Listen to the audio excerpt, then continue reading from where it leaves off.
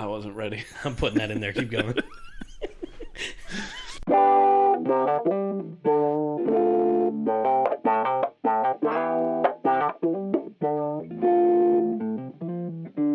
Welcome back, everyone, to the A.D.D show, where we're not always right, but we're never wrong. As always, I'm Mark. And I'm Hans, and welcome back, everybody, to the show.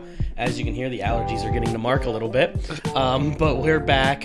We have some NBA playoff talk, hockey talk. At the end of the episode, me and Mark also have not let a lot of people know, but we're adding a new segment. We're calling it the Hot Clock. We're going to give ourselves a minute, maybe a little bit less than a minute, however long, to go on a rant, to go on a topic that's bothered us, or just an unpopular opinion, just something for about a minute off topic sometimes of what we're talking about today. So like mine might be about hockey, yours might be about, I don't know, college football. It's just something, and then hopefully by the end of the episode you guys hear it and you guys can respond.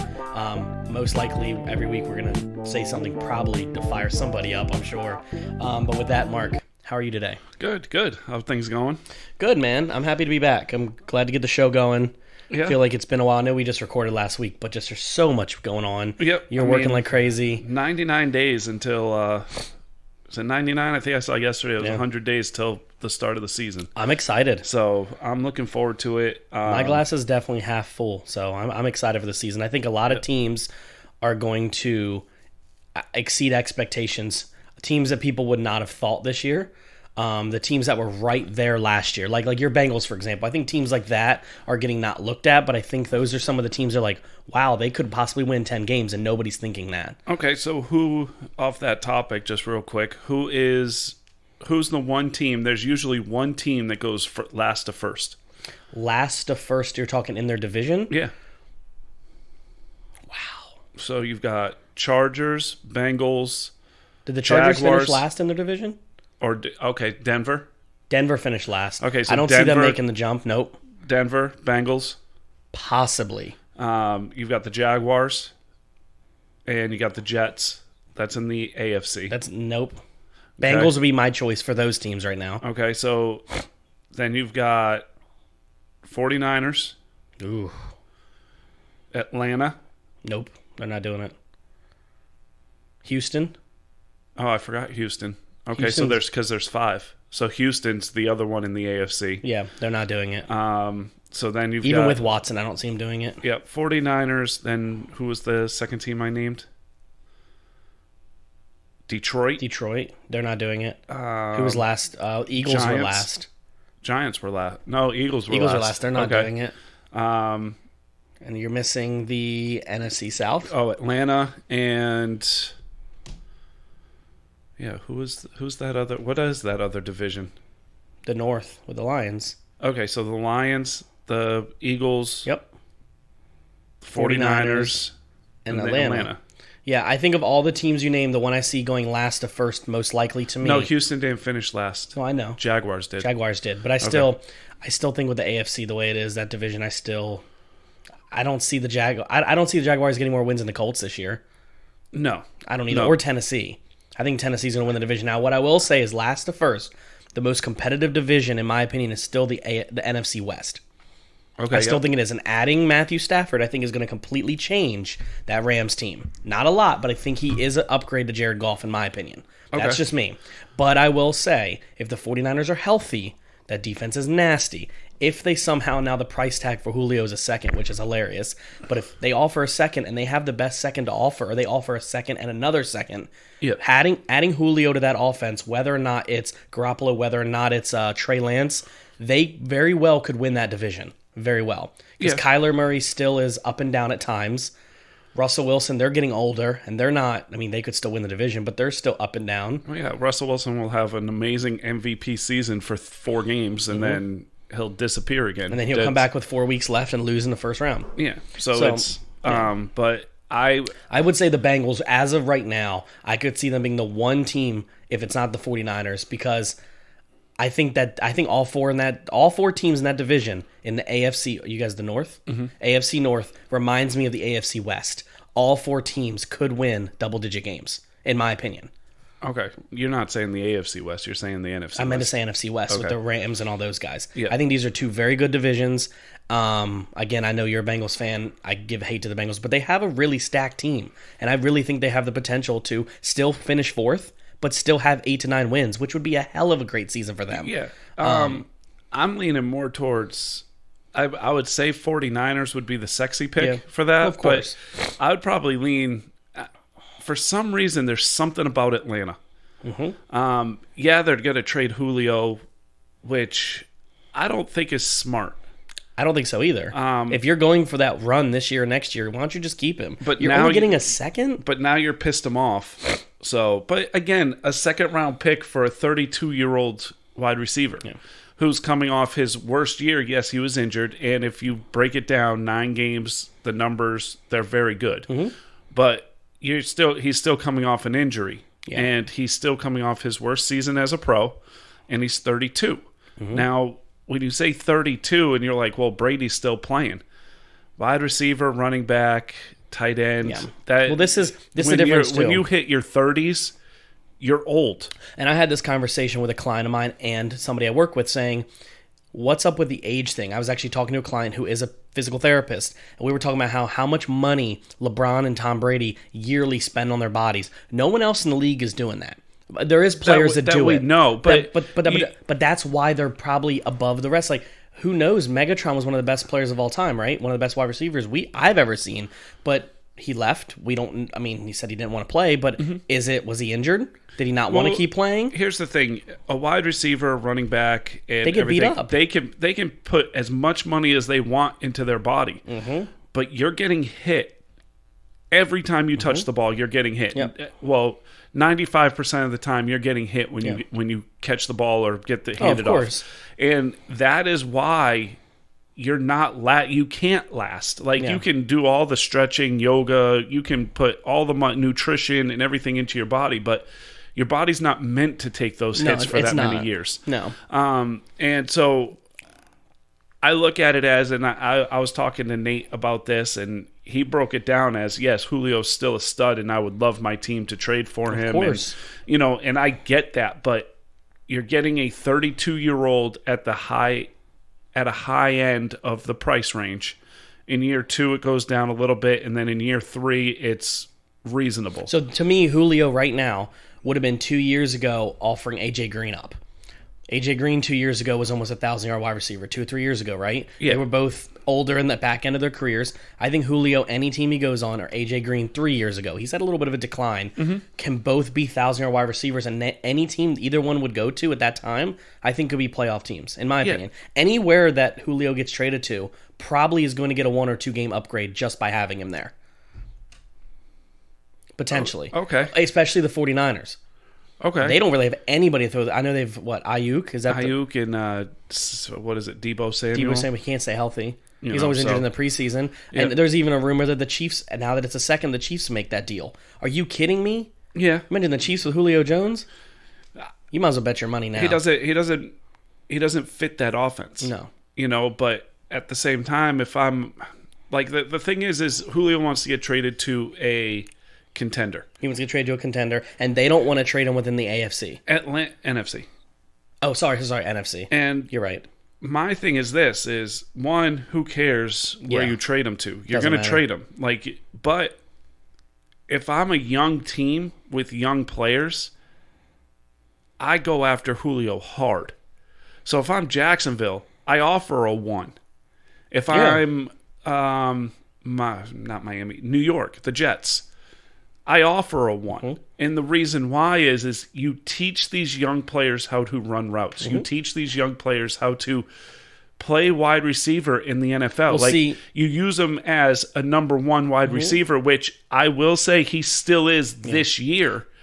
But you use him as a coach too. I think this is great for teams like Jacksonville, New York, Chargers. You guys, the Bengals have too many. The reason I say that is because all those teams, especially the Chargers, have a number 1. So bringing in somebody like Julio to go over Keenan Allen, now Keenan Allen has less hype on him. Now you can focus on having the defense go, you have two really good wide receivers now, Right. and that makes it harder for any team. Yeah. But now that the price tag has went from a first to a second, I think more teams are going to want to get involved now. I think they're going to get maybe a 2. Yeah, I don't think anybody, unless it was a bidding war, I think it's going to be a high 2, like a Jacksonville. And I don't think that's a bad place for him to go.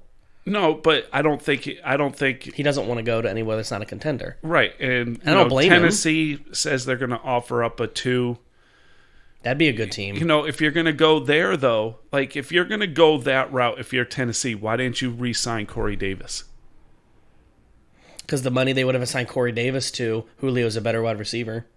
Corey Davis was, I think, what he got. Not long term. He got, what, like $8.5 million or something? Yeah, and now you're going to pay a 32-year-old wide receiver $15 million, $14 million, and $12 Tennessee million. might be in a smaller window. They're like 2 or 3 year win now mode. Again, Corey Davis Yeah. in 2-3 years is better than Julio Jones. Probably. Potentially. I think a lot of teams make these deals and talk about this because of the name. Julio versus Corey Davis. And I love Corey Davis, but I think it's a name thing. Like for me, for using the Chargers, for example, I think they should keep Mike Williams. But they mentioned putting Mike Williams in the deal for Julio. I'm like, Mike Williams is a great number 2 wide receiver, but again, same thing with the Jets. The Titans. Corey Davis was a good wide receiver. If you're going to let him go just to bring in Julio, you might as well kept him because you guys were good enough with him last year. Right. And I was talking to Chandler about this last year, and it was about fantasy, and the reason why it popped into my head is what you just said, the name. Yeah. So in fantasy, you pick players that have the pedigree. You pick players like, especially if you're, now the leagues that we're in, everybody pays attention to football. Everybody pays attention. They watch the rookies. They read up on the rookies. If they don't watch them in college, like I don't watch 90% of the rookies in college. Yeah. I'll read up on these kids as soon as like there's write-ups and I'm thinking about fantasy, I read up on these kids. And so it's easier. Now, Danny, Nate, Logan, you, Xander even will know these rookies. They will know, like that's why Danny picked up Jefferson and he picked up a lot of rookies. I had a lot this in one past league too, you know, and you hit even if it was 1 out of 3 that you hit on, that's something that you take the you take the chance on. The thing is a lot of people look at the pedigree and the name and they're like, oh, he's still a high draft pick, he's still a first high second round pick in fantasy, and they're not anymore. No, these names aren't getting you those points, and so you have to. And the league has gotten young. And that's one of those things a few years ago. I like to use the example of A.J. Green. For example, for a few years, I was like, A.J. Green won me a league. Next year, A.J. Green tapered. Next year, he tapered. Now he's gone. Yeah. Now you wouldn't even – I don't know if he'll even be drafted in some leagues. Maybe 10, 12 lean leagues. Yeah, he'd be drafted late as a flyer to be, okay, he's on a better team. Yeah. Let's see what he can do. But literally 3 years ago, he was an all-pro. He was in the Pro Bowl 3 years ago. His saying is he was the top 5 wide receiver drafted up there with Julio and Michael Thomas. That was A.J. Green was up there saying he's going to be a Hall of Famer one day. Right. And the thing is you look at it, and if you look at names and you're not paying attention to situations, Michael Thomas is a perfect example of all of this because top wide receiver in football for 2-3 years. Now you have a question mark at quarterback.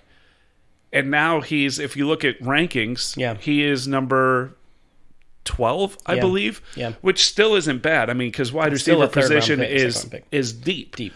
But you still look at it and you're like, okay, he was a first-round pick last year. And now you're talking about him not even technically being a keeper or, being drafted in the first 2 rounds. So with that, do you want to go into our fantasy studs and picks? So now that we're on the fantasy talk, me and Mark had tried to talk about doing quarterback, running back, wide receiver, not a lot, not going into crazy detail, studs and busts we think. Now, I don't know how he wants to do his. I'm doing mine based off of their draft position, where they're going to be drafted, if I think they're going to be potential good there, or is somebody going to reach for somebody because they're the second best quarterback, but I think they're going to be the 10th by the end of the year. Does that make sense? Okay. Or let's say I pick a quarterback who's the 30th, but I think he has the potential to win you a league. Does that make sense? So with that, go ahead, Mark. I'll let you take it away. All right, Anybody so you want to talk about? I'm going to say I'm going to pick 2 second-year players that are going to be in my duds. Simply because What position? Quarterback and wide receiver. Okay. They're going to be in my duds. I'm not saying they're going to have horrible seasons. Yeah. I'm just saying they're not going to have those seasons that either they had last year or they're not going to go up this year. And both of them were up for Rookie of the Year. One of them won it, I believe. But Justin Jefferson and Herbert. I don't think Herbert takes the next step. I don't think he can take the next step. I think his rookie year was so good, he's either going to plateau or he's going to be worse. And by worse, say if he threw for 4,000 yards, he throws for 3,500. Yeah. He doesn't throw as many touchdowns, and he throws a few more interceptions. Yeah. So that's why. But I don't think the Chargers are going to be worse. I think the Chargers are going to be better. Yeah, and by being better, he won't have to do as much. Right, and I think that it will be, there's more tape on him, so you're going to be able to see tendencies there. Yep. And then Justin Jefferson, very talented wide receiver. Very talented. I just feel like, again, unless you get better at route running, unless you get better at the quarterback position, and unless you... Again, tape on him. Again, now he's the number one. Like, you're not going into this season as an unknown. Yeah. So you're getting single covered every game. Yeah, I think you're going to have the top on you. You're going to have the safety over on you every play. So he's being drafted at the 15th best wide receiver position, and I'm not sure he finishes a top 15 wide receiver. He could. He could. 15. But he had, 1,300 yards or something crazy? But again, Minnesota is a run-first team. Yep. Kirk Cousins is very good. Like, he gets a lot of crap because he disappears a lot of games, but he does exactly what he needs to do. Again, 4,000 yards, yep. 3,500, 4,000 yards every year. That's very good. But I see Thielen and the tight end, his name escapes, taking a bigger jump this year because now Thielen's not going to have the safety over top of him. Yep. Irv Smith's going to have the middle of the field. Dalvin Cook is going to have those dump offs. Yep. And again, and I didn't study him. Yeah. And this is just me based off of second year player. What is he going to do in the offseason? Yep. And I would say the same thing about Burrow. I would say that if people say, because the Bengals are very young, T. Higgins. Yeah. What have you done this offseason to get better? Yeah. And the thing is your route running has to be better. Your radius has to be better. And everything has to sort of, you caught lightning in a bottle and you exploded. Yeah. But what are you going to do now that teams are going to prepare for you? Yeah. And in the beginning, the first 10 games last year, nobody prepared for Justin Jefferson. No. And it sort of was like he gained that momentum and he went. They're going to definitely pay attention to him this season. Exactly. Same thing they're going to do with those second-year quarterbacks, the second-year running backs. They're going to get a lot more tape on them now. Right. And so that's where, and then for a couple other players that I look at where their situations are hard to judge, but I'm going to say they take a decline in fantasy points. Maybe not a decline in their career, but I'm saying a decline in fantasy points. You got to look at Kamara. Because of the question mark at quarterback, you are going to stack that box now. And you're not going to worry about Jameis Winston or Taysom Hill. Taysom Hill. I think it's Taysom. Yeah, so whatever. Yeah, so I did the very similar thing. So since you had mentioned running back, but I'll start with the quarterback. So I did mine. I did a surprise. And then I did, people that's going to surprise you based off where they're drafted. Okay. They're going to do better. And then I put a bust in there. Somebody I think that where they're being drafted right now in some leagues that draft early, I don't think you're getting that value in return. So my surprises this year is Joe Burrow. I think at the 14th position quarterback. I think he's going to be better than that. Okay. Matthew Stafford at 16. I think he's going to be a top 10 quarterback this year. That's just my opinion. And I wrote in here, obviously being a Dallas fan, I think Dak, again, first 4 games was lights out. If it continues that way, could be the number 1 fantasy quarterback. My bust is Jalen Hurts, and I'm not saying it because I'm a Dallas fan. He's picked as the 9th quarterback right now. I don't see that potential with the offense they have right now. Not this year. I think you're going to draft him in the top 10 quarterbacks, and I think he's going to get 15th value. That's just me. Okay. With him, the question mark is how much is he going to run? He will run a lot, and I did this off PPR. Obviously, most people now play PPR, but the line is still a question mark. You have one really good wide receiver. Rager is coming back. Your tight ends are a mess, and I just don't think they're there to where I think they're going. I just don't think he's taken the next step yet. Okay. So I'm being a little harsh on him, but I just think where they're being drafted at top 10, I think I can name 15 wide receivers and quarterbacks in fantasy I might want over Jalen Hurts this year. Yeah, but say he throws for 2,500, 3,000 yards and rushes for 900. That's a solid That's quarterback. a solid year. That's a solid year. Yeah. I mean, because... And so that's where I think why he's getting drafted so high or being projected so high is because of that dual threat. Yeah. Well, they had him at 9, Matthew Berry's rankings, or whatever those guys, and Tom Brady was 12th. I still think I'd take Tom Brady over him. That's just me. Okay. Even though Hurts has the legs, this is not. I just haven't seen him. Yeah. You did wide receivers, so I'll do wide receivers next. My studs are based off of where they're drafted and what I think they're going to do. I still think Adams. Devontae Adams. Okay. I still think Tyreek Hill. I think A.J. Brown's going to be lights out this year. Okay. DK Metcalf will still get you a lot of points. And Keenan Allen.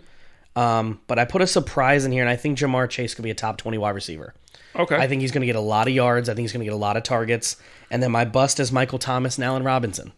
Now, not saying they're going to not do good. I think based off both being possible top 10 picks, I don't think they produce that. I think it's because you don't understand the quarterback position yet in Chicago, and Michael Thomas takes a dip because of the quarterback situation too. Okay. I think the team Saints are not a good team. I think they're going to have a lot of question marks, and people are like, Michael Thomas, like, he's probably might make it you 80 yards a game, which is good, but not the 100 that he was. He might not get 10 touchdowns. And then running backs, I did the same thing as you mentioned that Henry, CMC, Cook, Zeke, Barkley, all going to do what they normally do. I don't see any problem with that. Kamara, though, I put him there too. 2 Saints players now. I think Kamara takes a drop back now because of the quarterback, and they're going to stack the box. You have no weapons besides Thomas, and both your quarterbacks are unproven. Yeah. Okay. So when I did this, like I said, based off where you pick them, you're going to pick Henry, CMC, Cook, Zeke, Barkley, 1, 2, 3, 4, 5. I think they all get you 1, 2, 3, 4, 5, provided they all stay healthy. But Kamara is ranked as the 6th, and I'm not so sure that's going to happen. You might get a couple running backs in there, and Kamara falls outside the top 10 by the end of the year, meaning you don't get value for your pick. Okay. What else you got? Any questions on those? Barkley's a question mark for me only because they're saying he's not going to be ready for training camp. And you've only seen a 16-game season once. His health is a big question mark. I think CMC goes back to what he was. I think that offense is going to be much different than what we're used to seeing. And I think they're going to still run the ball a lot. Yeah. Even with Mike Davis, they ran the ball a lot.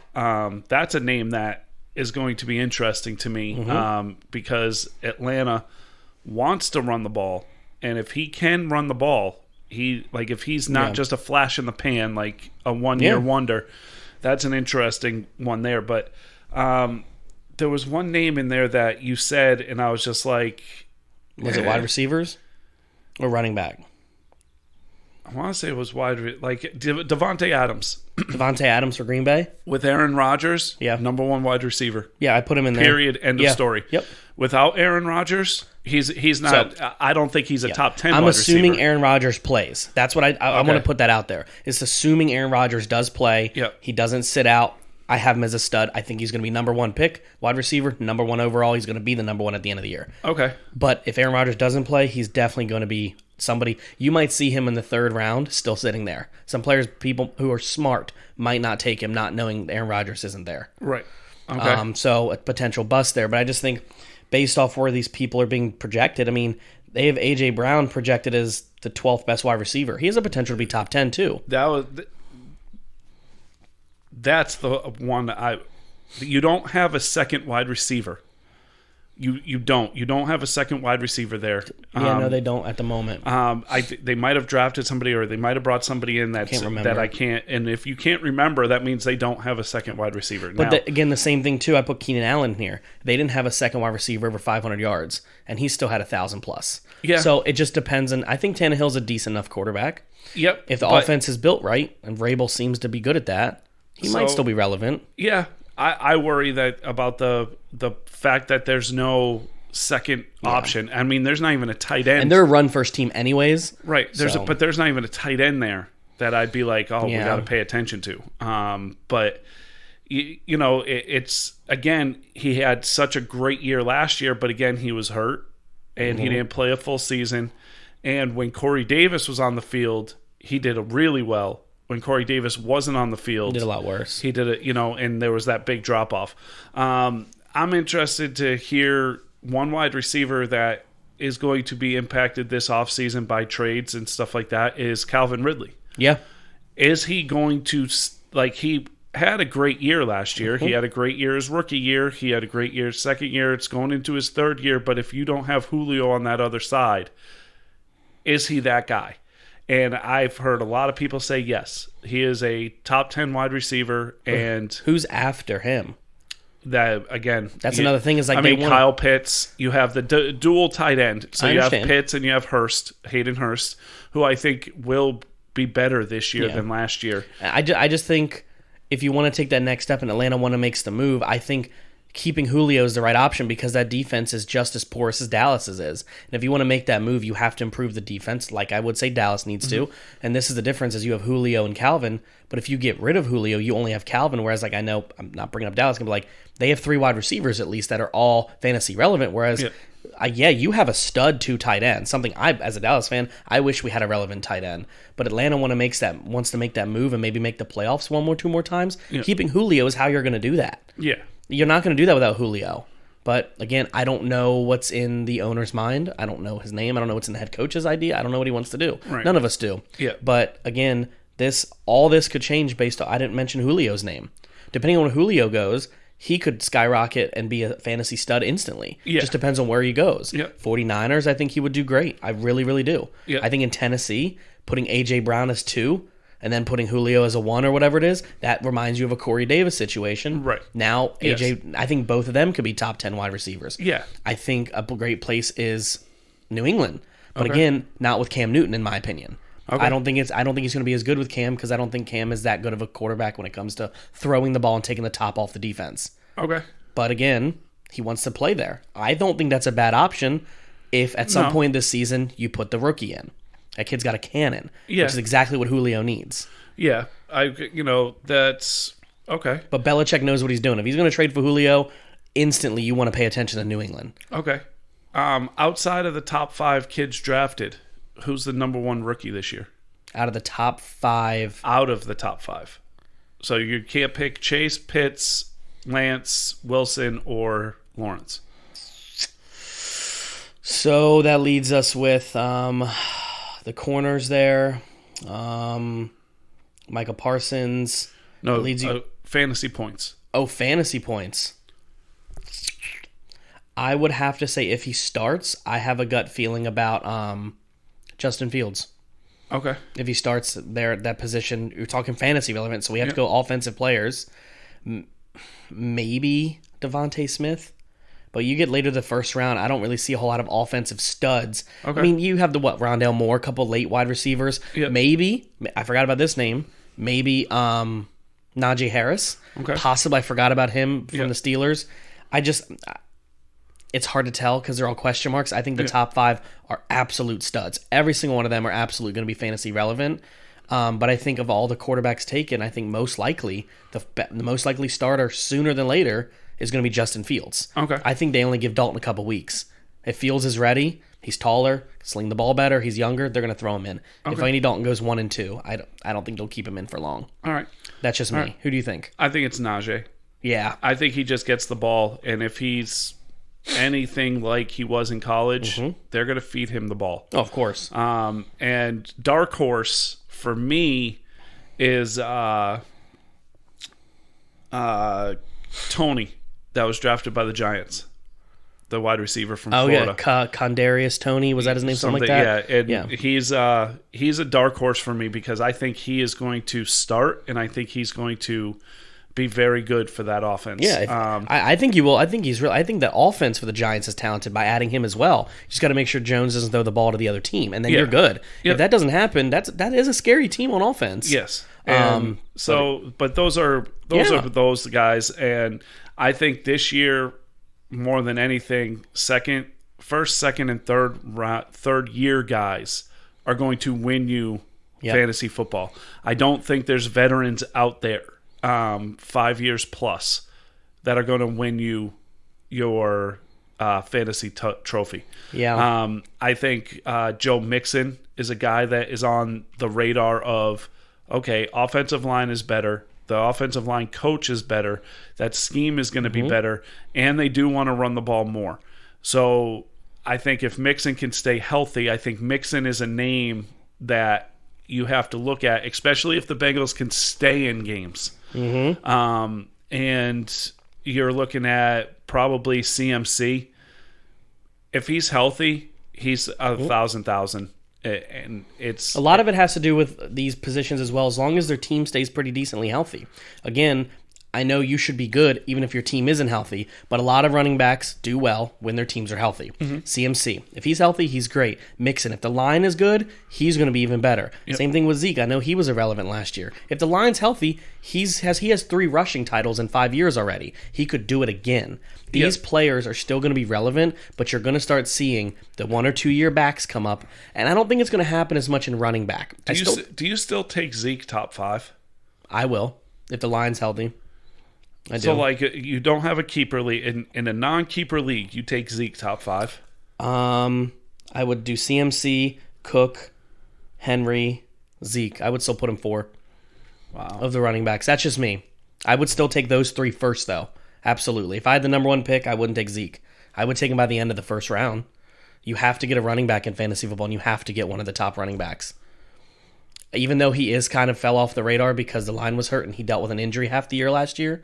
I mean, I'm not saying that's an excuse, but we use that excuse for a lot of other players, like why Julio wasn't good last year. He dealt with an injury. OBJ gets a pass every year because something's wrong with his foot. Yeah. He had a calf injury half the season, so I'm gonna blame that if he's healthy. But this is the other thing.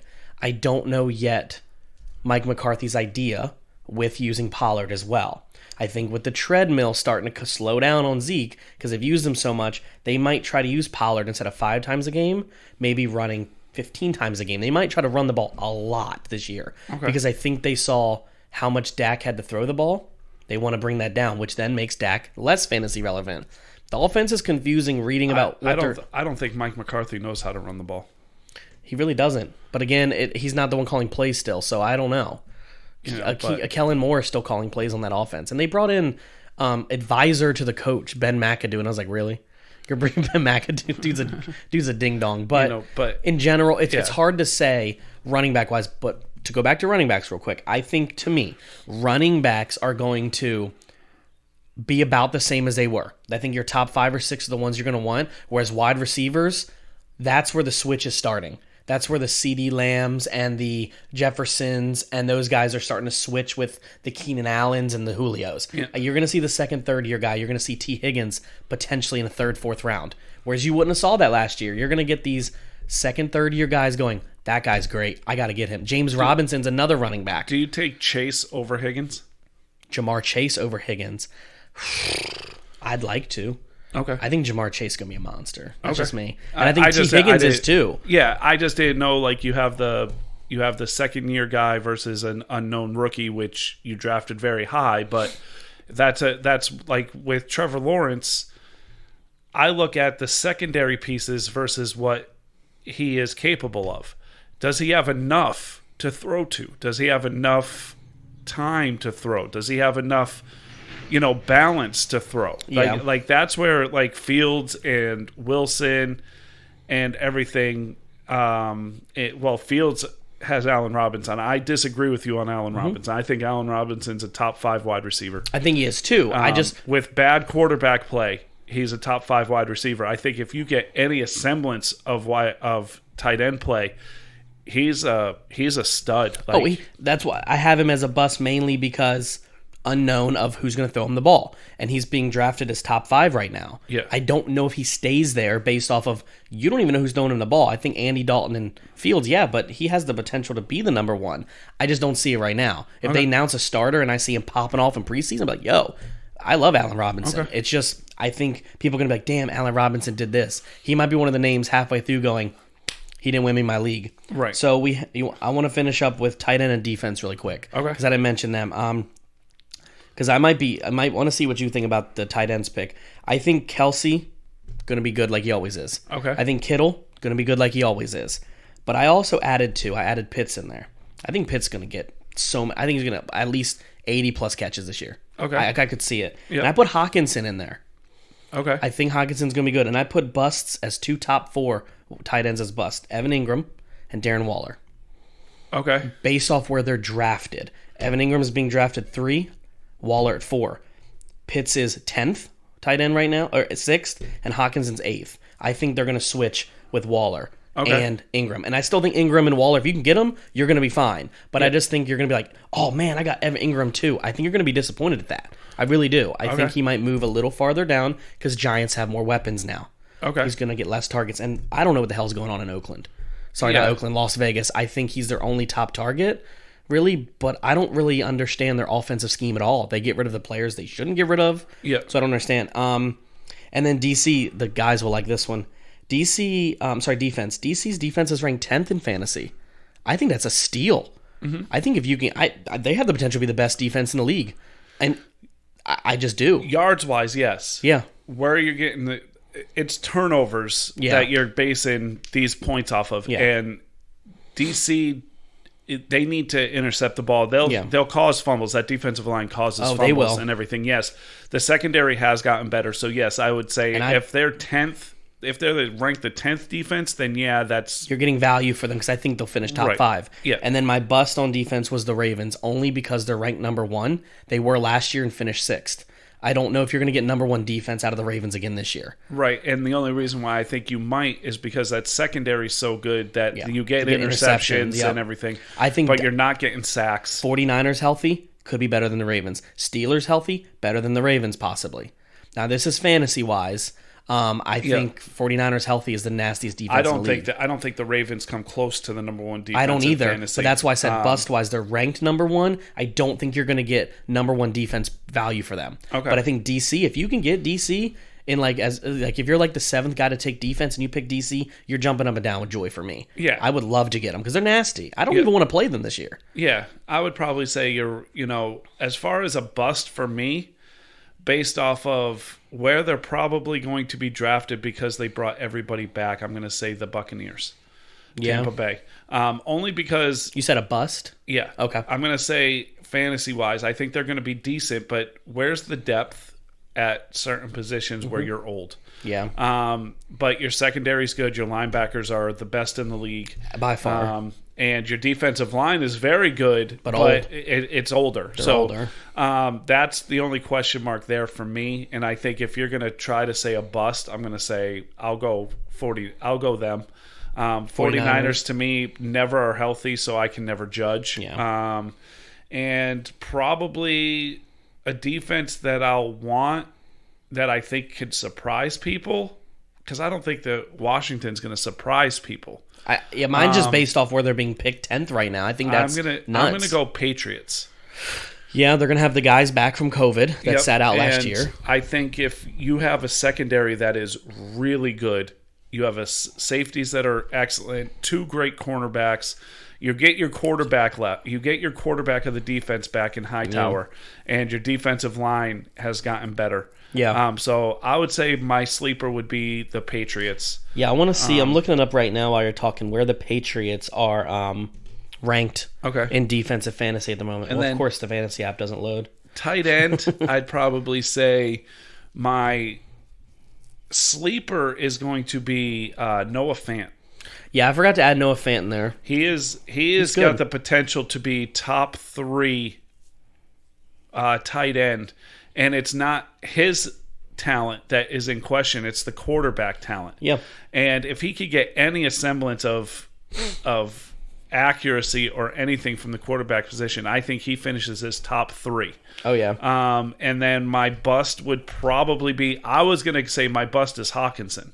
Yeah. Only because of all the question marks of you have nobody on that offense except for DeAndre Swift that scares you. Yeah. And he is the only person that I can think of. Like, you don't have wide receivers that scare you. So, yeah, no, they really don't. So that's why I would say Hawkinson is on the bus line. It.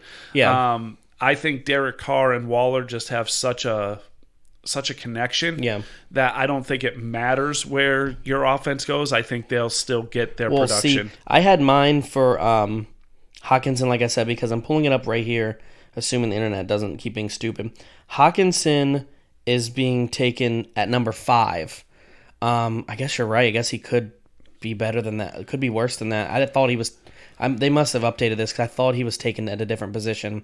And then you have to remember Logan Thomas is there and all that kind of stuff. But I think Darren Waller is the second best tight end. I don't think you get that out of him. But Fant at 9, I could see him being. And I didn't even think about him. But I wanted to bring up the defense because you brought up the Patriots, and then we'll move on to our next thing.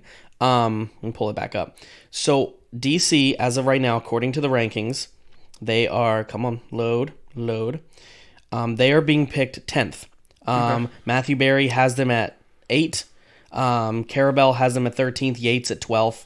And Cockcroft has them at 24th. I think that's mind-blowing to me. But the Patriots are at 7. Yep. So if you can get them, I think that's great. But I'm not saying surprise. I think people expect a Belichick team to have a good defense.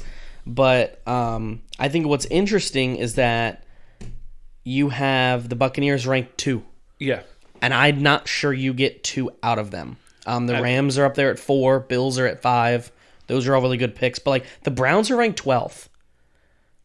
They could probably be a sleeper defense. Yeah, and it's because of turnovers. Yeah, because they get you the most points. So we're not... And people got to remember, with fantasy...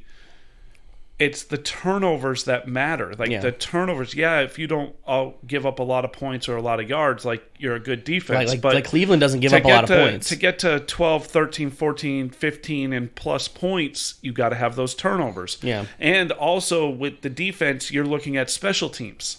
So you're looking at special teams yards, special teams touchdowns. How good is Washington's special teams return game? How good is the Buccaneers' return game? Yeah. The Ravens have a decent return game, but that's also something that you have to take into account. I always forget they do that like that as well. Yep. So, that's why, again, wins, losses on the field when fantasy doesn't matter. I still think Washington's the best defense in the league. Oh, absolutely. I think they're only getting better, too, and they made some key signings in the offseason that are only going to make them better. And I think adding a couple pieces on offense is going to allow the offense to stay on the field a little longer, especially having more than just Terry McLaurin. I think keeping them on the field a little longer keeps your defense off the field a little longer. And so you're not going to have those games where your defense gets tired. In the fourth quarter in a short game. But it's, as far as I'm concerned, fantasy is amazing. I love it. Yeah. But for novice fans, it's ruining football. It is.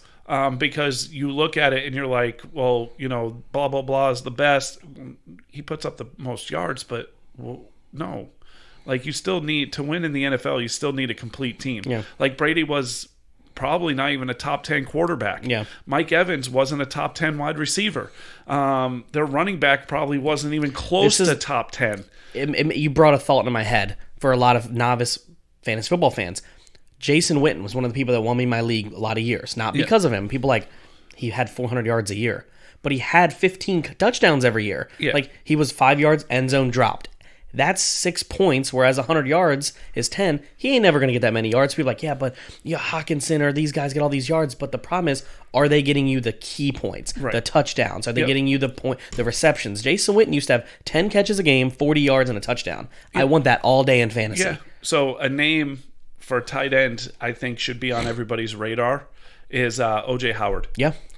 He's going to come back healthy. Mm-hmm. And before he got hurt, he was popping off. Mm-hmm. He was becoming O.J. Howard that the Buccaneers drafted him to be. I think if Rodgers plays too, you could see Tanyan take a big step up. Yep.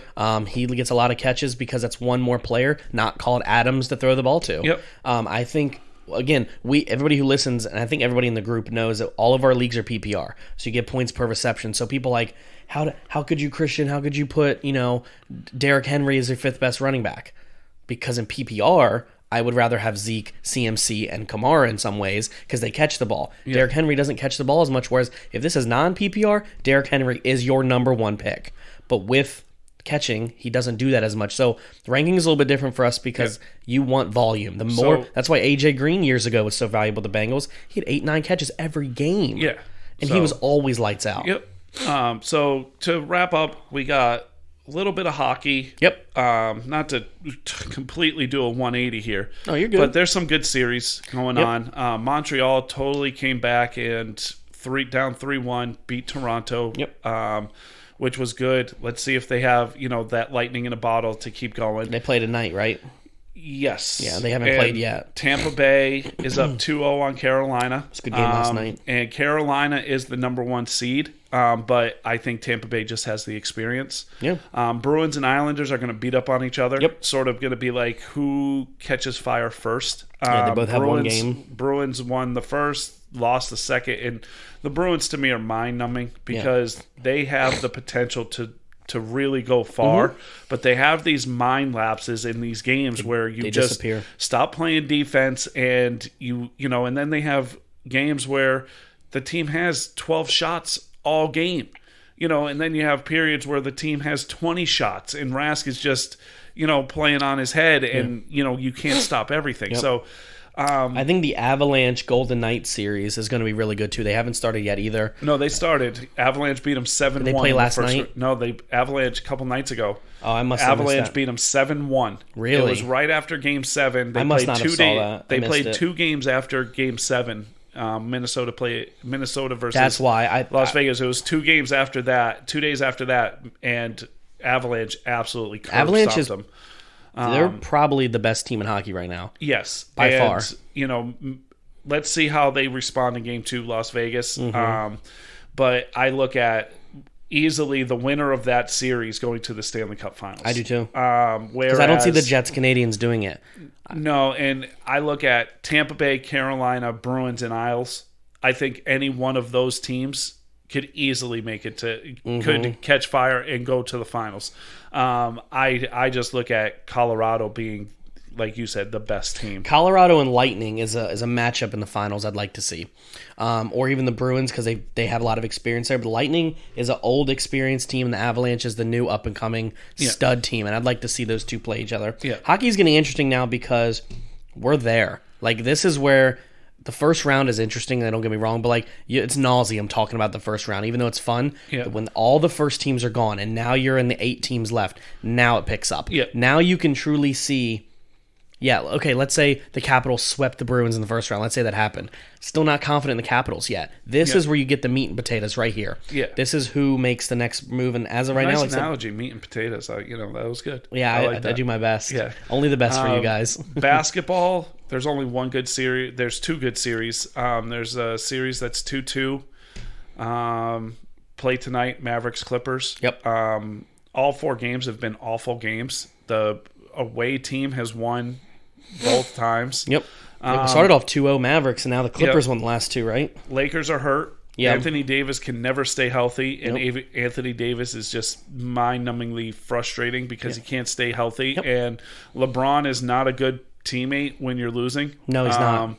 And I just look at the Lakers being in a lot of trouble and Phoenix smelling blood, and Phoenix probably could win this series in 6. Could easily win the series in 6. If Anthony Davis plays, it will go 7, and then I'll see what happens. And you got Denver taking control 3-2 last night in a double overtime game where Lillard scored 55 points, 12 3-pointers, and it still wasn't enough.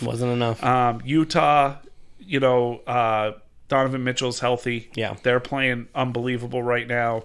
And I'm just looking at, you're not going to get anything out of there. And then in the East, Wizards won a game. I don't think they'll win another, but that was interesting. Embiid might not play, so if Embiid doesn't play, then the Wizards match up well. They do with the 76ers because they're able to get in the paint better. But the other part is Westbrook also has some knee issues are going on right now, so her ankle. But Celtics lost last night, so the Nets, the Bucks, and the Hawks are up 3-1. Hawks are playing really well, but I don't think the Hawks are on the level of the next teams that they're going to have to play.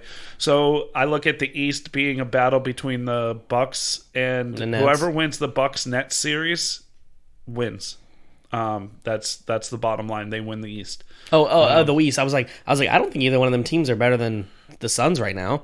No, they win the East. Gotcha. They win the East. Sorry, you had me confused there.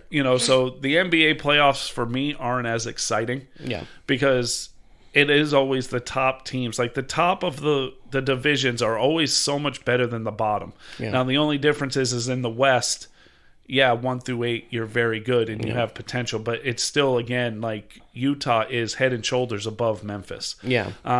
You've got, the Clippers aren't better than the Mavericks, but the Mavericks, I think, don't have that killer instinct yet. And when you're playing against Kawhi in the playoffs, you need to have that killer instinct. Because he's a different breed. You need to stomp on them early and often, and you can't let up. Yep.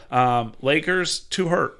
Yeah. Too hurt. And you don't have the problem enough. is when LeBron's not on or AD's not on, you don't have a whole lot of other help. Right. Yeah, you have Caldwell Pope. Yeah, you have a couple other guys that are all good. But still, you're playing the number 2 team in the... Yep. And people are like, well, what does the Suns have? The Suns have not only a starting 5 that's stud, they have a really good bench. Yeah. When their bench is on, they outscore the teams they're playing. Yeah, no, they're a very good team. Yeah. I just was picking the Lakers because the Lakers healthy have the two of the top 5 best players. I also picked the Lakers to win the series. But A.D. just can't stay healthy. Like, the man, just stay on the ground. Don't jump. Yeah. Your hamstrings can't handle it. I don't know what the hell you do in the offseason, but, dude, stretch. Well, LeBron should teach him whatever LeBron's doing. I agree with you. But the NBA to me is just not as exciting as it should be. But other than that, it goes back. I think we're still good. It goes back to marketing. I think a lot of it has to do with the NBA marketing is that if LeBron's not here, you're in an uh-oh moment. Yeah. Honestly, let's say, I'm going to use an example. Let's say there's 100 million people watching the NBA playoffs every night. That make fake numbers. If LeBron and them aren't in, you lose 50% of the viewer base right there.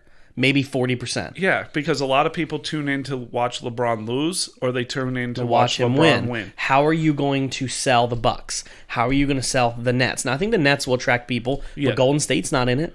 That's losing viewers. The Nets, but in the West, you have the potential of Kawhi not being there, LeBron not being there. Yeah. So now you've got Utah and Donovan Mitchell. You've got who they're not doing a good job at telling you he's a star, which he is. Denver and Jokic. Jokic, who's a star, and they also have Murray there. Yeah, but he's hurt. Yeah, I know, but still. And then you've got Luka, if they can beat, which I mean, I love Luka. Yeah, I think he's fantastic. And then the number 4, then you've got Booker and the Suns, but again.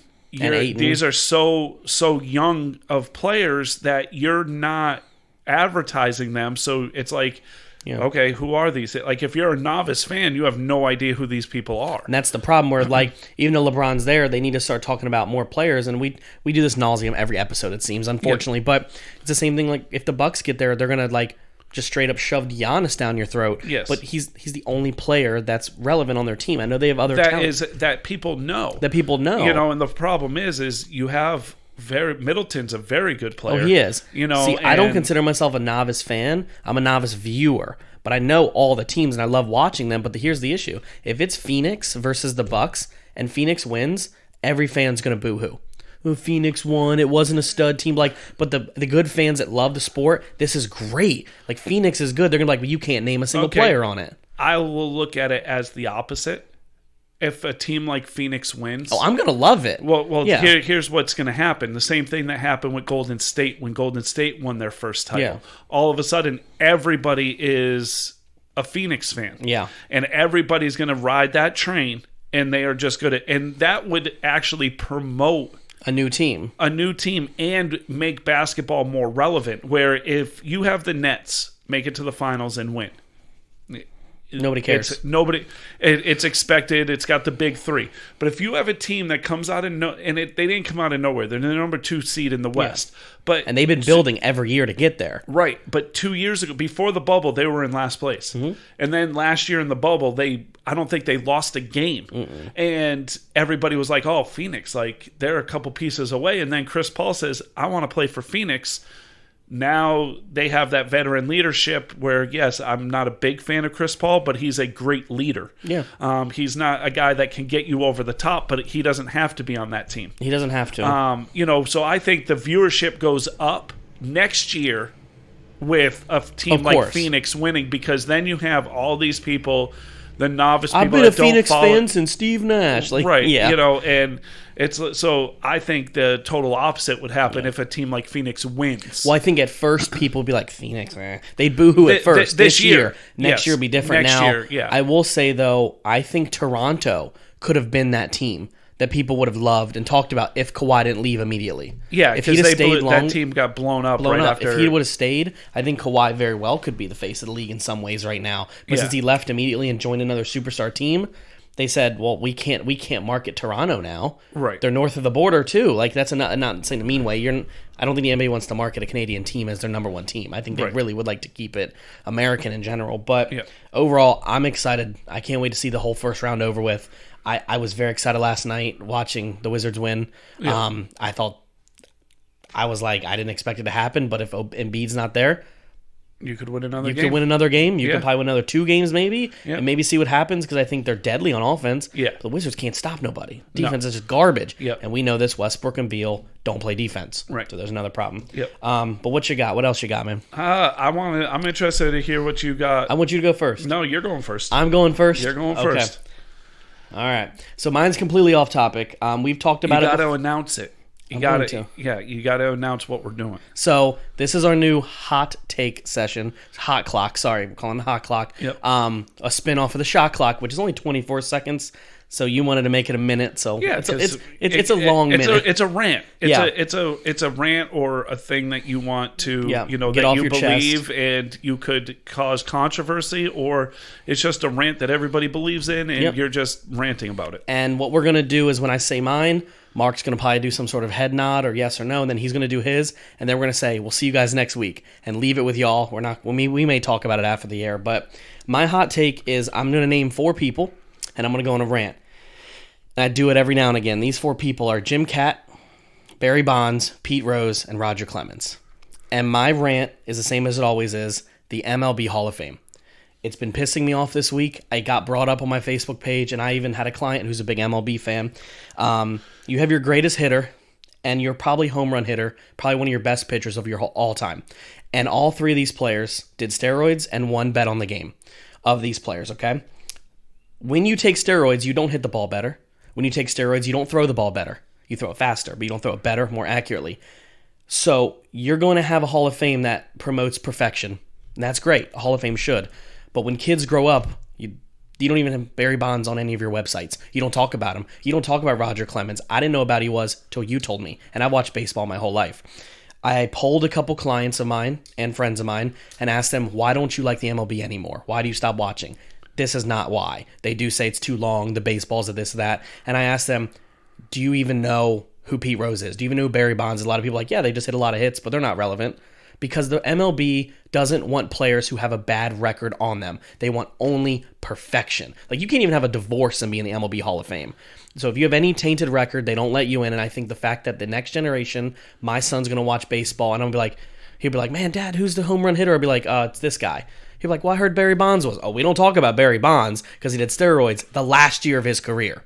So we don't talk about, I know, but you know what I mean. In general, I think the MLB has a problem with its Hall of Fame players, and I think these players deserve to be there, in my opinion. Okay. I think there could be an asterisk next to them, but I think they should put them in. The MLB needs to stop having a good boys club and only let in people they want, and let the fans vote. Let the fans decide if Pete Rose gets in. Let the fans decide if Barry Bonds gets in, and be done with it. Okay. So what do you got? All right. So what I have is, it's for the media.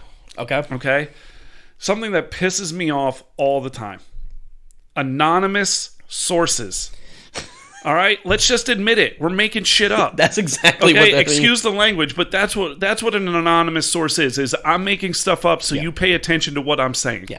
And if you have an anonymous source, say the anonymous source's name. Yeah. Like, I'm so tired. Like, I could be on this show all the time and be like, my anonymous source says Chase Young eats Subway 7 days a week.